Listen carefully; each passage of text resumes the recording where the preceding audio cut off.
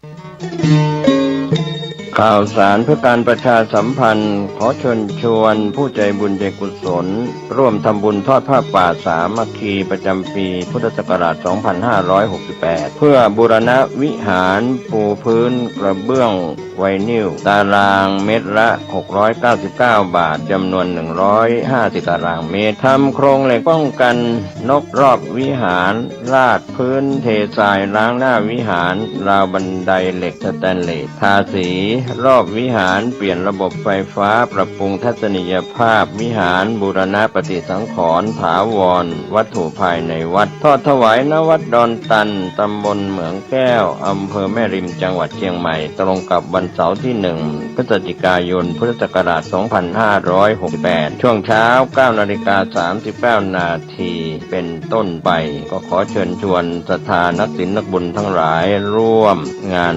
บุญทอดผ้าป่าสามัคคีครั้งนี้เพื่อบูรณะวิหารปูพื้นกระเบื้องไวนิลรวมไปถึงทำโครงเหล็กป้องกันนกรอบวิหารราดพื้นเททรายร้างหน้าวิหารราวบันไดเหล็กสแตนเลสทาสีรอบวิหารเปลี่ยนระบบไฟฟ้าปรับปรุงทัศนียภาพวิหารบูรณะปฏิสังขรณ์ถาวรวัตถุภายในวัดดอนตันตำบลเหมืองแก้วอำเภอแม่ริมจังหวัดเชียงใหม่เสาร์ที่ 1 พฤศจิกายน 2568 นี้เชิญท่านร่วมงานร่วมบุญร่วมบริจาคได้บุญได้กุศลโดยทั่วหน้ากัน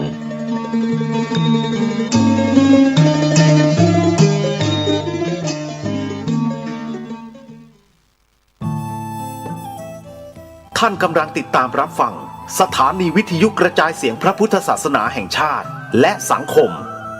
คลื่นเพื่อการศึกษาพระพุทธศาสนาและวัฒนธรรมระบบ FM 104.5 เมกะเฮิรตซ์รายการต่อไปเป็นรายการคดีโลกคดีธรรม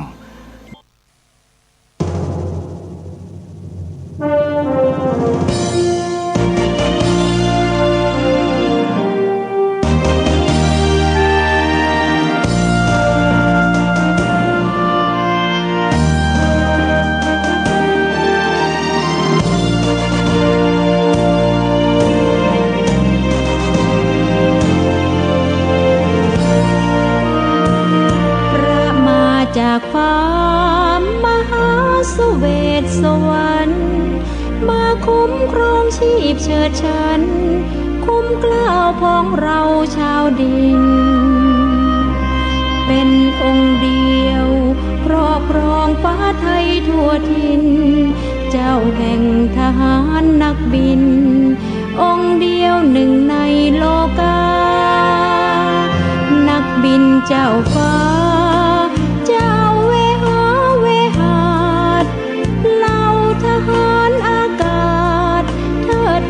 ล้นใจบูชา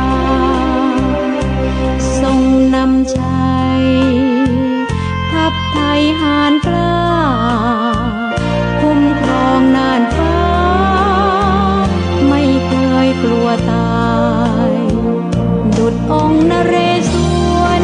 คาบดาบทลายค่ายศึกพระนำฝูงบินผนึกคนกล้าสีเทาเข้าจู่โจมทำลายทรงนำF5ประดุจครุฑเธอเชิดชัยครุฑองค์นารายณ์กรีดกรายกองฟ้าน่าชม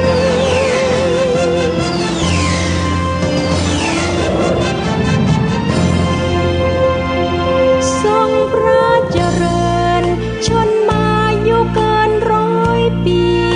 นายเรืออากาศวันนี้มีเกียรติศักดิ์ศรีนิยมทหารอากาศพร้อมพลีชีวาทุกกองทุกกรมน้อมเกล้าถวายบังคมองค์พระบรมในจักรีจอมไทย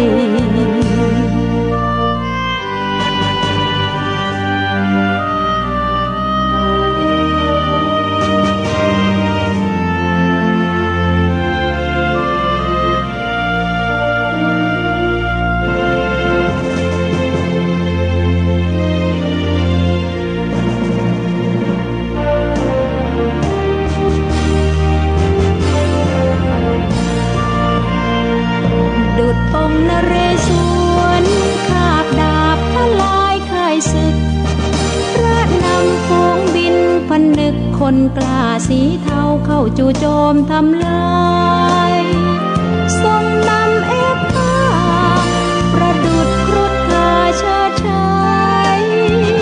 ครุฑองค์นารายณ์กรีดกรายกองฟ้าหน้าชม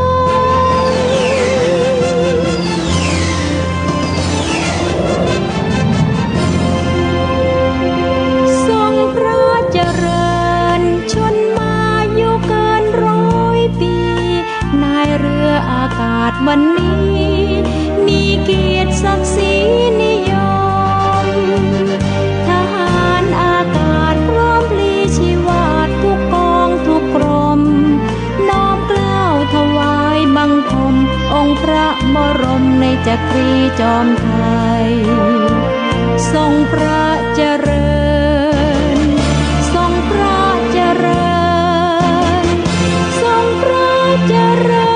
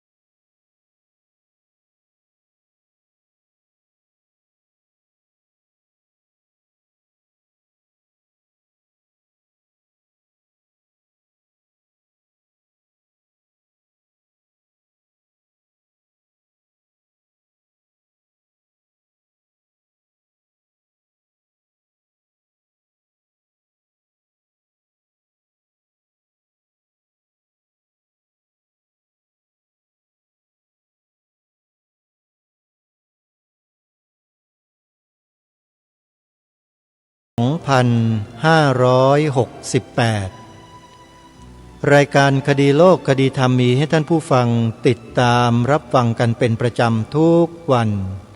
ทางสถานีวิทยุพระพุทธศาสนาแห่งชาติคลื่นต่างๆซึ่งท่านผู้ฟังสามารถติดตามรับฟังผ่านโทรศัพท์มือถือของท่านได้โดยการดาวน์โหลดแอปพลิเคชันที่ชื่อว่าวิทยุพุทธศาสนาทั่วไทยวิทยุพุทธศาสนาทั่วไทยเป็นแอปพลิเคชันหนึ่งเดียวที่รวบรวมสถานีวิทยุพระพุทธศาสนาแห่งชาติไว้ในที่เดียวกันมากถึง48สถานีใน48สถานีนั้นมีสถานีวิทยุอยู่ทุกภาคของประเทศไทยของเราท่านสามารถติดตามสถานการณ์ในแต่ละภูมิภาคที่ครูบาอาจารย์ของเราท่านได้ถ่ายทอดรายการเนื้อหาสาระในแต่ละวันให้ทันเหตุการณ์ได้จึงขอเรียนเชิญเจริญพรสาธุชนช่วยกันดาวน์โหลดแอปพลิเคชันนี้ไว้ในโทรศัพท์มือถือของท่านโทรศัพท์ที่สามารถดาวน์โหลดได้นั้นต้องเป็นระบบเดียวเท่านั้นคือระบบ Android ถ้าใครมีโทรศัพท์ระบบ Android สามารถดาวน์โหลดได้และติดตามรับฟังได้ตลอด24ชั่วโมงฟังได้ทุกพื้นที่ของประเทศไทยของเราสาธุชนทุกท่านในช่วงนี้ประเทศไทยเราไม่สงบเรียบร้อยจึงทำให้กิจกรรมหลายๆกิจกรรม ที่สำคัญระดับประเทศต้องมีการงดลงไปโดยปริยายเพื่อให้พี่น้องประชาชนคนไทยของเรานั้นเตรียมความพร้อมในเรื่องของปัญหาต่างๆที่อาจจะเกิดขึ้นได้เราอย่าประมาทกับสถานการณ์นะท่านผู้ฟังถ้าเป็นไปได้เนี่ยให้เราตั้งจิตตั้งใจทำหน้าที่ของพวกเรากันให้ดีที่สุดอย่าประมาทใครมีอาชีพอะไรทำหน้าที่อะไรก็ขอให้รักในอาชีพรักในหน้าที่ของตนที่สุจริตขอให้ทำโดยการสุจริตด้วยนะโยมนะอย่าทำอะไรทุจริตเพราะมันจะทำให้เป็นปัญหาเพิ่มพูนขึ้นมาภายในชาติของเราในช่วงเวลานี้เป็นเวลาที่คนไทยเราจะต้องรักและสามัคคีกันความรักความสามัคคีเท่านั้นที่จะสามารถขจัดภัยทั้งหลายทั้งปวงในชาติให้หมดสิ้นลงไปได้ไม่มีวิธีอื่นการด่ากันทะเลาะกันใส่ร้ายป้ายสีกันกล่าวหาว่าร้ายกันไม่ได้เป็นหนทางแห่งการขจัดปัญหามันมีแต่จะเพิ่มปัญหาให้มากยิ่งขึ้นจึงขอให้พวกเราท่านทั้งหลายทุกฝ่ายทุกคนให้ช่วยกันรู้รักสามัคคีในหมู่พี่น้องคนไทยของเราใครที่ยุยงส่งเสริมคนไทยให้เกลียดกันให้ทะเลาะกันในช่วงนี้ถ้าเป็นไปได้ขอให้หยุดเถอะบ้านเมืองตอนนี้ต้องการความรักความสามัคคีกันท่านผู้ฟังเราจะทำอย่างอื่นที่นอกเหนือจากนี้คงจะไม่เหมาะในเวลานี้แน่นอนจึงขอฝากให้พวกเราได้ช่วยกันร่วมแรงร่วมใจกันส่งกำลังใจไปให้กับพี่น้องทหาร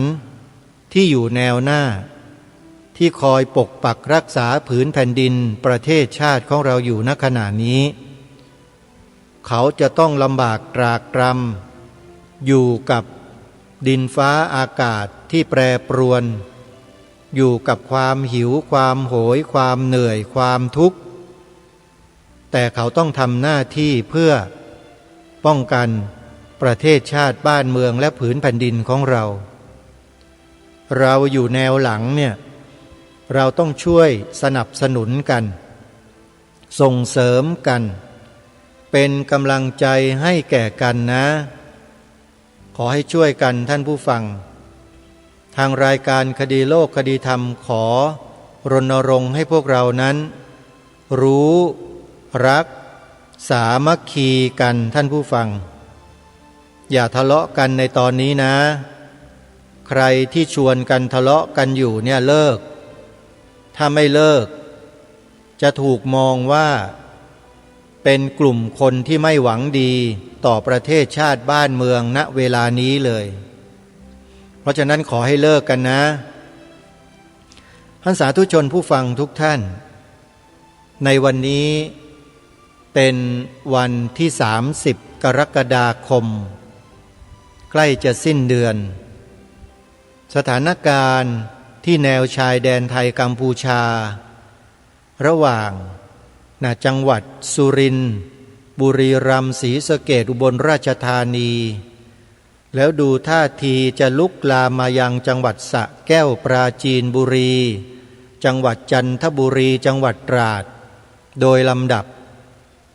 ณขณะนี้ทางเจ้าหน้าที่ก็กำลังประเมินสถานการณ์กันอยู่ตลอด24 ชั่วโมงมีการเตรียมกองกำลัง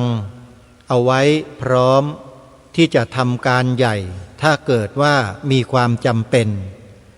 เขาเรียกว่าเตรียมความพร้อมกันไว้แล้วในหลายๆ หน่วยในหลายๆกองก็ได้จัดเตรียมกองกำลังกันไว้แล้วท่านผู้ฟังและถ้าหากใครที่เป็นทหารกองหนุนอยู่ขอให้รู้ด้วยว่าหน้าที่ของท่านอาจจะมาถึงในเร็วๆวันนี้ก็ได้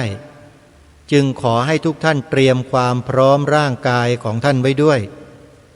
กำลังของกองหนุนนั้นก็มีความสำคัญมากขอให้เรานั้นเตรียมการไว้บ้านเมืองต้องการกองกำลังในการต่อสู้เพื่อรักษานะอาตมาขอย้ำนะว่าประเทศไทยเราไม่เคยรุกรานใครนะโยมเราจะทำหน้าที่ปกป้องและรักษาดินแดนของบ้านเมืองแต่ถ้าหากว่ามันหาเรื่องไม่จบไม่หยุดเนี่ยก็อาจจะมีความจำเป็นที่ทางหน่วยที่ขึ้นตรงต่อการบังคับบัญชา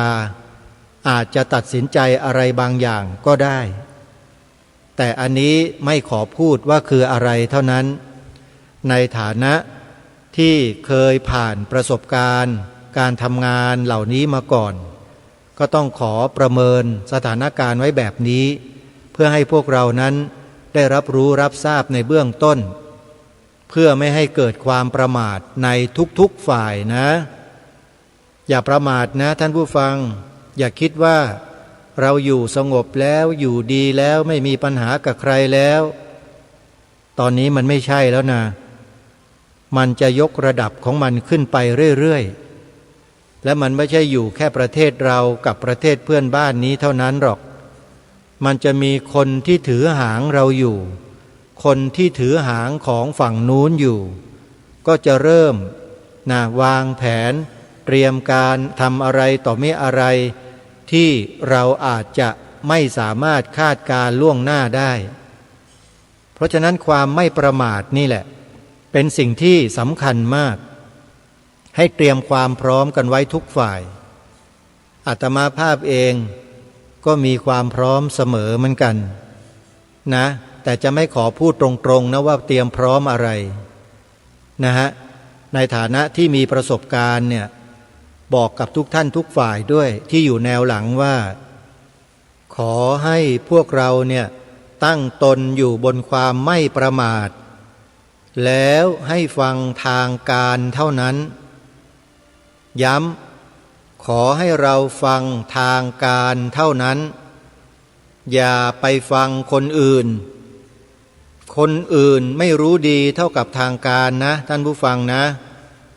ขอให้เราเชื่อทางการโดยเฉพาะหน่วยทหารและผู้บังคับบัญชาที่ขึ้นตรงเท่านั้นเราคงไม่สามารถไปฟังใครอื่นที่มาประกาศมาพูดมาอะไรต่างๆได้เลยณขณะนี้นะท่านผู้ฟังนะขอย้ำนะว่าให้ฟังทางการเท่านั้นทำไมจึงย้ำเรื่องนี้สถานการณ์เช่นนี้เนี่ย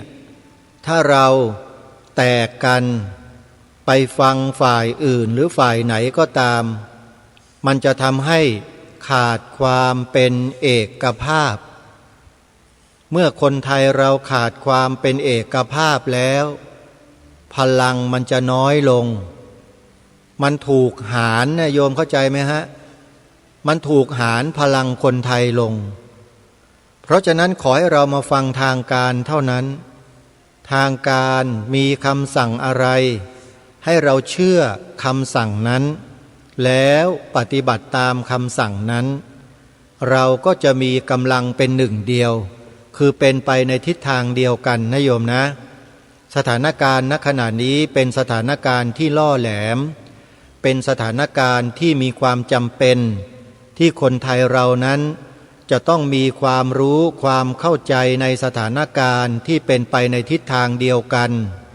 เราจะฟังใครอื่นนอกเหนือจากทางการไปนั้นไม่สมควรอย่างยิ่งณเวลานี้นะเพราะมันจะทำให้แตกกันเป็นฝักเป็นฝ่ายไปอันตรายนะท่านผู้ฟังขอบอกว่าอันตรายมากอย่าทำเป็นเล่นไปในฐานะที่อาตมาภาพ ผ่านประสบการณ์เหล่านี้มาเนี่ยขอบอกขอเตือนพวกเราคนไทยด้วยกันว่าอย่าแตกกันให้รักและสามัคคีกันและขอให้ฟังแต่ทางการเท่านั้นฟังแต่ทางการเท่านั้นนะผู้สื่อข่าวเสนอข่าวอะไรเนี่ยให้เราฟังกันได้แต่ถ้าไม่ใช่ทางการเนี่ยเราก็ต้องฟังหูไว้หูนะฟังหูไว้หูไม่ใช่ว่าไม่ให้ฟังแต่ให้ฟังหูไว้หูเชื่อเพียงแค่ครึ่งหนึ่งก่อนส่วนอีกครึ่งหนึ่งนั้นเรายกให้กับทางการไปเลยแล้วเราก็ฟังทางการเป็นหลักเพราะสถานการณ์นั้นไม่เป็นปกติและไม่ธรรมดาตอนนี้มีการเตรียมกองกำลังฝั่งนู้นอย่างใหญ่โตแล้วได้ข่าวมาว่ากำลังใช้ขีปนาวุธวิถีไกลแล้วก็ข่มขู่บอกว่าจะยิงเข้ามาในเขตนู้นเขตนี้จังหวัดนั้นจังหวัดนี้อะไรต่างๆเรื่อยเปื่อยไปแต่ข่าวเหล่านี้ยังไม่ได้กรองเพียงแค่เป็นกระแสเฉยๆแต่ถ้าหากว่าเราไม่ประมาทเราก็จะสามารถยับยั้งสิ่งเหล่านี้ได้ให้เราร่วมแรงร่วมใจเป็นน้ำหนึ่งใจเดียวกันนะโยมนะวันนี้ทางรายการก็ได้เตรียมเนื้อหาต่อเนื่องจากครั้งที่แล้วซึ่งได้นำเรื่องของจิตอาสาพระราชทาน904มานำเสนอในรายการให้เราได้รู้จักกันเป็นการเทิดพระเกียรติพระบาทสมเด็จพระเจ้าอยู่หัวเนื่องในวันมหามงคลเฉลิมพระชนมพรรษาพระบาทสมเด็จพระเจ้าอยู่หัวรัชกาลที่10รายการจึงได้นำพระราชกรณียกิจที่สำคัญมานำเสนอต่อท่านผู้ฟังเพื่อให้พวกเรานั้นได้สำนึกในพระมหากรุณาธิคุณของพระองค์ท่านอย่างต่อเนื่องวันนี้ทางรายการได้เตรียมข้อมูลที่เกี่ยวกับคุณสมบัติและการรับสมัครจิตอาสามานำเสนอต่อท่านผู้ฟังเพื่อเราจะได้รับทราบในเบื้องต้นว่ากรณีที่เราจะเข้ารับสมัครเป็นจิตอาสาพระราชทานนั้นจะต้องมีคุณสมบัติในเบื้องต้นอย่างไรและมีคุณลักษณะที่พึงประสงค์อย่างไรเดี๋ยวจะนำมาเสนอต่อท่านผู้ฟังในช่วงต่อไปในช่วงนี้ก็ขอประกาศเชิญชวนศรัทธาสาธุชนทุกท่านร่วมกันสวดมนต์ภาวนาอธิษฐานจิตขอสิ่งศักดิ์สิทธิ์มีคุณพระศรีรัตนตรัยคือพระพุทธพระธรรมพระสงฆ์และสิ่งศักดิ์สิทธิ์ที่เราเคารพเทิดทูนนับถือบูชาจงดลบันดาลบารมีธรรมทั้งหลายทั้งปวงปกป้องคุ้มครองเหล่าบรรดาทหารหารที่กำลังปฏิบัติหน้าที่อยู่ตามแนวชายแดนขณะนี้ให้มีความปลอดภัยทุกผู้ทุกนายและขอให้มีชัยชนะในการทำหน้าที่ด้วยความบริสุทธิ์ใจคือปกป้องรักษาผืนแผ่นดินขอให้ทหารทุกนายจงประสบความสำเร็จในการทำหน้าที่และขอให้สิ่งศักดิ์สิทธิ์ทั้งหลายเหล่านั้นปกป้องคุ้มครองประชาชนที่อยู่ตามเขตแนวชายแดนและใกล้เคียงให้มีความปลอดภัยกันทุกท่านทุกคนโยมจิตดวงจิตของเราหนึ่งดวงเนี่ยถ้ามารวมกันให้เป็นพลังมหาศาลนะแล้วอธิษฐานด้วยกันในลักษณะเดียวกันนี้มันมีผลนะท่านผู้ฟังมีผลจริงๆขอให้เราช่วยกันคนละไม้คนละมือนะสวดมนต์ภาวนาอธิษฐานจิตดังกล่าวแล้วพลังเหล่านี้แหละจะถูกส่งไปยังพื้นที่ปฏิบัติการเหล่านั้นเหล่าบรรดาทหารทั้งหลายทั้งปวงที่กำลังทำหน้าที่อยู่เขาจะสัมผัสความปรารถนาดีที่เราส่งไปให้นี้ได้ทำได้จริงๆ ขอให้เราได้ร่วมแรงร่วมใจกันทำให้จริงเถอะนะกลัวว่าพวกเราจะไม่ทำกันเท่านั้นเองหนึ่งใจหนึ่งพลังส่งสิ่งที่เข้มขลังเหล่านี้ไปปกป้องคุ้มครองพี่น้องทหารของเราร่วมกันท่านผู้ฟังกำหนดเป็นเวลาเลยนะโยมนะเวลาช่วงกลางคืนสักประมาณ2 ทุ่มถึง3 ทุ่มเวลานี้เป็นเวลาที่สงบและเงียบเป็นเวลาที่ดีที่สุด2 ทุ่ม 20 นาฬิกาถึง3 ทุ่ม 21 นาฬิกาขอรณรงค์เชิญชวนพี่น้องประชาชนคนไทยเราทุกหมู่เหล่าที่ได้ยินเสียงนี้ช่วยกันสวดมนต์ภาวนาอธิษฐานจิตอัญเชิญสิ่งศักดิ์สิทธิ์มีคุณพระศรีรัตนตรัยและสิ่งศักดิ์สิทธิ์ที่เราเคารพเทิดทูนบูชานั้นช่วยดลบันดาลให้เหล่าทหารหารที่กำลังปฏิบัติหน้าที่อยู่ตามเขตแนวชายแดนให้มีความปลอดภัยทุกผู้ทุกนายและปฏิบัติหน้าที่ประสบความสำเร็จกันทุกประการและขอดลบันดาลให้พี่น้องประชาชนคนไทยที่อยู่ตามแนวเขตชายแดนทั้งหมด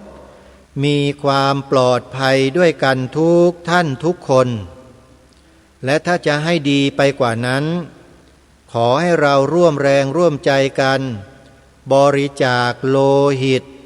ที่สภากาชาติไทยทุกแห่งทุกสาขาทั่วประเทศที่มีอยู่ไปบริจาคเลือดกันนะญาติโยมนะคนละหยด2 หยดช่วยพี่น้องประชาชนและเหล่าทหารบางท่านบางคนที่ได้รับบาดเจ็บเขาจะได้อาศัยเลือดของพวกเราเนี่ยไป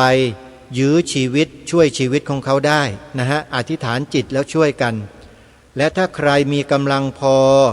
ช่วยกันบริจาคเสบียงคืออาหารคาวหวานอาหารแห้งทุกสิ่งทุกอย่างที่มีความจำเป็นเป็นเสบียงให้กับเราทหารหารที่อยู่แนวหน้าของเราด้วยกันติดต่อขอบริจาคได้ที่หน่วยงานที่รับผิดชอบไม่ว่าจะเป็นกองทัพบกกองทัพเรือกองทัพอากาศ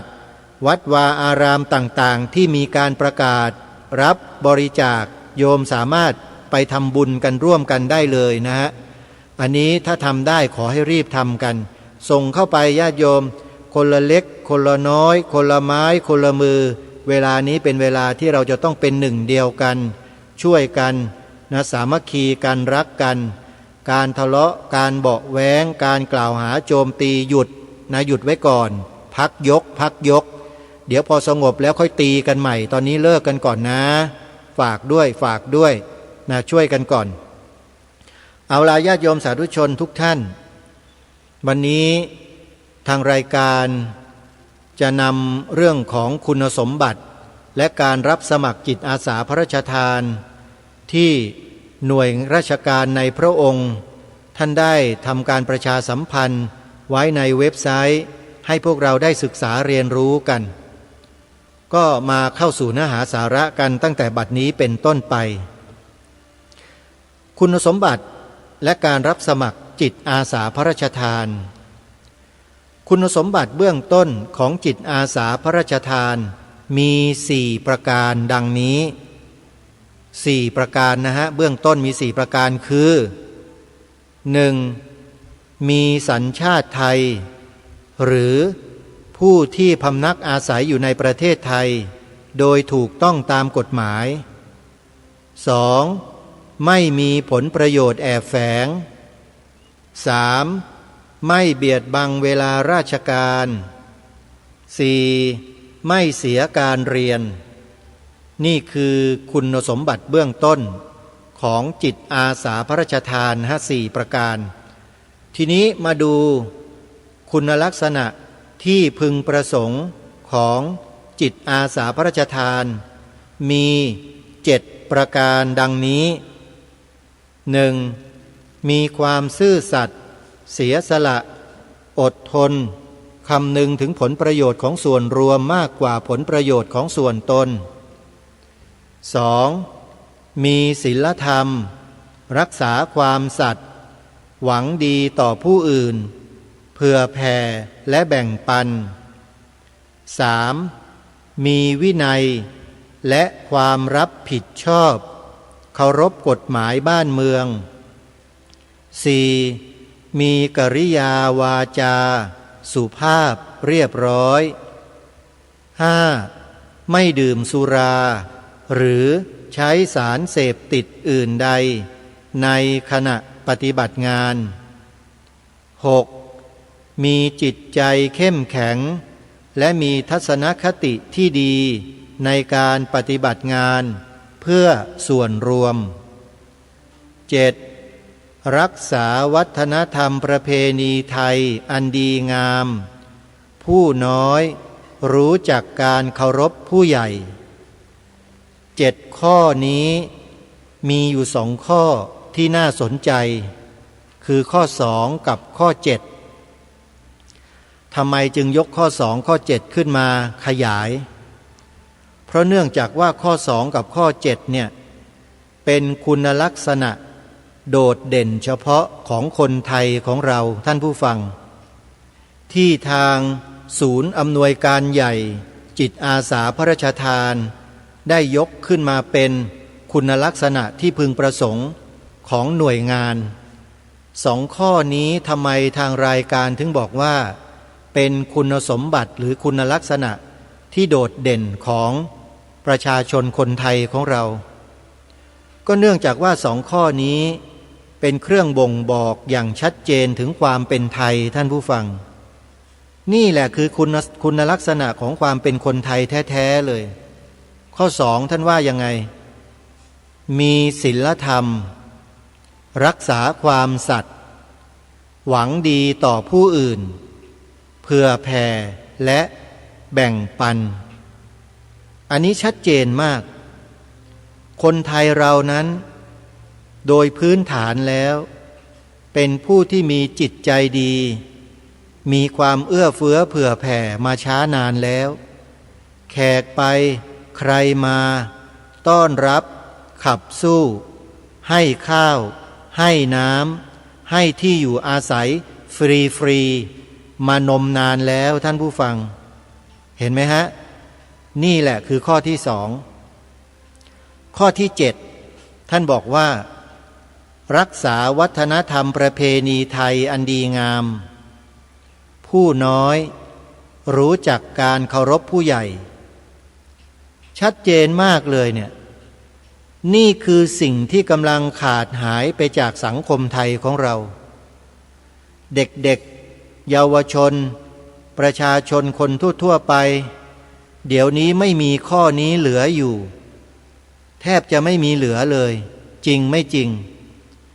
ไปพบผู้หลักผู้ใหญ่ไม่ว่าที่ไหนก็ตามที่รู้จักกันนะไม่ยกมือไหว้ไม่ทำความเคารพ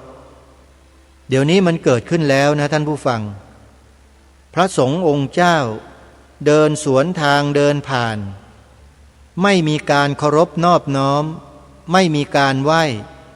แถมยังเดินชนด้วยก็มีท่านว่าจริงหรือไม่มันหายไปไหนคุณสมบัติข้อที่7เพราะฉะนั้นใครก็ตามที่เข้ามาสมัครเป็นจิตอาสาพระราชทานดังกล่าวนี้จะต้องพกคุณสมบัติ2 ข้อนี้มาอย่างเต็มที่และต้องแสดงออกให้เห็นเป็นรูปธรรมทุกคนถ้าใครไม่ปฏิบัติดังนี้นะก็ไม่ควรมาเป็นจิตอาสาพระราชทานขอบอกไว้เลยเจอพระเจอสงฆ์ไม่เคารพไม่กราบไหว้ไม่บูชาท่านนั่นแปลว่าขาดคุณสมบัติข้อที่7และอาจจะขาดคุณสมบัติในข้อที่2และข้ออื่นๆตามมาทั้งหมดด้วยท่านว่าจริงไหมและว่าท่านว่าเป็นไปได้หรือไม่จริงไหมฮะสาธุชนทุกท่านขออนุญาตอัญเชิญพระราชกรณียกิจส่วนพระองค์ทุกครั้งที่องค์พระบาทสมเด็จพระเจ้าอยู่หัวทุกรัชกาลนะโยมขอบอกว่าทุกรัชกาล เวลาเสด็จพระราชดำเนินไปในพระราชพิธีหรือกิจการงานใดก็แล้วแต่ถ้ามีพระสงฆ์นั่งอยู่ณจุดใดก็ตามที่พระองค์ทรงเห็นโดดเด่นอยู่พระองค์ท่านจะเสด็จเข้าไปกราบไปไหว้พระสงฆ์เป็นแบบอย่างที่ดีของประชาชนคนไทยแต่ทำไมคนไทยทุกวันนี้จึงละเลยในข้อนี้กันเล่าถามว่าเป็นความผิดของพระสงฆ์เหรอความผิดของใครเหรอไม่ใช่ฮะความผิดของตัวเราเองที่ไม่ปฏิบัติให้มันถูกต้องตรงตามจารีตประเพณีของสังคมประเทศชาติของตัวเองเพราะฉะนั้นญาติโยมท่านผู้ฟังมีลูกให้สอนบอกลูกมีหลานให้สอนบอกหลานถึงข้อนี้ด้วยเจอพระเจอสงฆ์เนี่ยให้เคารพให้นอบน้อมให้ไหว้ให้กราบอย่าไปทำตัวแข็งกระด้างไม่แสดงอาการเคารพมันผิดต่อจารีตวัฒนธรรมประเพณีของบรรพชนตนเองและเมื่อคนเราไม่มีความอ่อนน้อมถ่อมตนไม่มีสัมมาคารวะเช่นนี้แล้วเนี่ยมันจะปกปักรักษาความเป็นไทยไว้ได้ไหมเล่าไม่มีทางอาตมาภาพจึงมีความปลื้มปีติและยินดีในชีวิตนี้อย่างมากที่ได้รับพระมหากรุณาธิคุณเป็นล้นพ้นจากองค์พระบาทสมเด็จพระเจ้าอยู่หัวรัชกาลปัจจุบันได้พระราชทานโครงการจิตอาสาพระราชทานนี้ขึ้นมาแล้วก็มีการกำหนดคุณสมบัติเบื้องต้นคุณลักษณะที่พึงประสงค์นี้เอาไว้เพราะไม่เช่นนั้นแล้วเนี่ยคนไทยเราก็สเปะสปะกันอยู่อย่างนั้นน่ะต่างคนต่างอยู่ต่างคนต่างคิดต่างคนต่างพูดต่างคนต่างก็ไหลไปตามกระแสของโลกโดยไม่มีกฎไม่มีระเบียบไม่มีกรอบที่เหมาะสมให้กับชีวิตของตนเองเลยแต่โครงการจิตอาสาพระราชทานนี้เกิดขึ้นมาเท่านั้นแหละทำให้คนไทยเราจำนวนหนึ่งและเป็นจำนวนไม่น้อยด้วยเดินเข้ามาอาสาสมัครแล้วสร้างคุณสมบัติที่ดีงามเหล่านี้เกิดขึ้นในชีวิตของตนเองจึงทำให้ประเทศไทยเราเนี่ยนะเท่ากับว่ารักษาสืบสารต่อยอดวัฒนธรรมประเพณีอันดีงามของชนเผ่าไทยเราเนี่ยยืดออกไปอีกเป็นระยะเวลาที่ยาวนานมากๆเลยท่านผู้ฟังอย่าคิดว่าเรื่องนี้ไม่สำคัญนะท่านผู้ฟังสำคัญมากแล้วสำคัญสำหรับความมั่นคงของประเทศไทยเราในระยะยาวด้วยมีศีลธรรมรักษาความสัตย์หวังดีต่อผู้อื่นเผื่อแผ่และแบ่งปันคุณสมบัติที่พึงประสงค์ในข้อที่สองเนี่ยนะฮะจะเกิดมีขึ้นในหมู่คนไทยได้เนี่ยไม่ใช่อยู่ๆมันจะเกิดขึ้นเองนะแต่มันจะเกิดขึ้นได้เนี่ยก็ต่อเมื่อทางการไทยปลูกฝังให้คนไทยเป็นเช่นนี้ปลูกฝังยังไงบรรจุเข้าไปในหลักสูตรการศึกษาตั้งแต่ชั้นอนุบาลชั้นประถมชั้นมัธยมด้วยวิชาศิลธรรมหน้าที่พลเมืองนี่ข้อสองมันจึงจะเกิดได้แล้วทุกวันนี้ทำกันไหมกระทรวงศึกษาธิการทำไหมนำวิชาศิลธรรมวิชาหน้าที่พลเมืองกลับมาเป็นหลักสูตรภาคบังคับในทุกชั้นเรียนไหมถ้าเมื่อไหร่ทำถือว่ากระทรวงศึกษาธิการเนี่ยดำเนินรอยตามเบื้องพระยุคลบาทแต่ถ้าไม่ท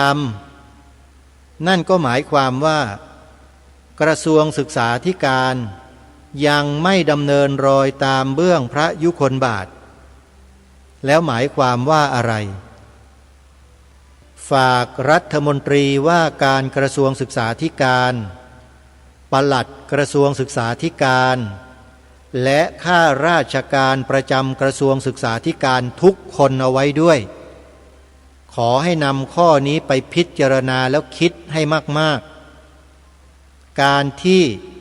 โครงการจิตอาสาพระราชทานเกิดขึ้นในครั้งนี้เนี่ยเป็นโอกาสที่ดีที่กระทรวงศึกษาธิการจะได้อาศัยเป็นแนวทางในการปรับปรุงหลักสูตรของชาติบ้านเมืองให้กลับมาดีดังเดิมได้ทำไหมจะปฏิบัติไหมจะดำเนินรอยตามเบื้องพระยุคลบาทของพระองค์ที่ได้ทรงวางแนวทางไว้เป็นแบบอย่างนี้ไหมอันนี้ก็ขึ้นอยู่กับพวกท่านนั่นแหละทางนี้ผู้ดำเนินรายการนี้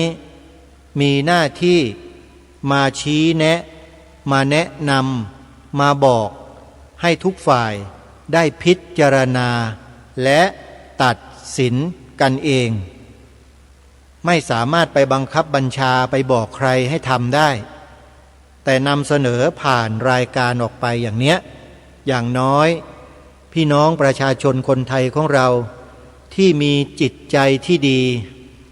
มีความรักความหวงแหนความเป็นไทยเนี่ย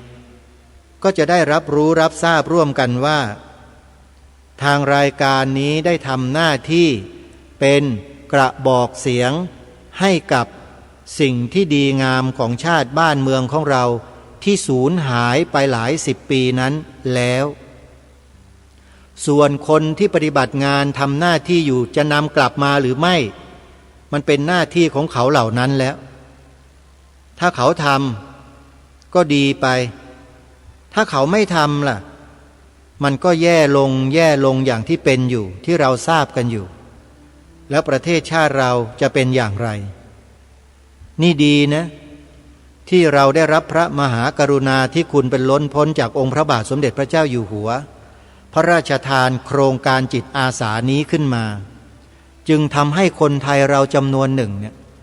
สามารถรักษาสืบสารรักษาต่อยอดสิ่งที่บรรพชนเราได้เสียสละเลือดเนื้อชีวิตปกปักรักษาสืบสารต่อยอดมาเนี่ยเอาไว้ได้นั่นก็คือคุณสมบัติและคุณลักษณะที่พึงประสงค์ที่โครงการจิตอาสาพระราชทานได้ประกาศออกมาตรงนี้ช่วยกันรักษาเอาไว้ได้ท่านผู้ฟังและถ้าใครยังไม่ได้สมัครขอให้ท่านไปสมัครได้เลยสมัครที่ไหนสมัครอย่างไรนั้นเดี๋ยวจะแจ้งให้ทราบในโอกาสต่อไปให้ฟังรายการนี้ไว้นะโยมแล้วไปสมัครกันให้ทั้งบ้านทั้งเมืองเลยจะได้นำความเป็นไทยกลับมาความรู้ความรักความสามัคคีจะกลับมาแล้วยิ่งประเทศชาติเราขณะนี้มีปัญหาตามแนวชายแดนอยู่เนี่ย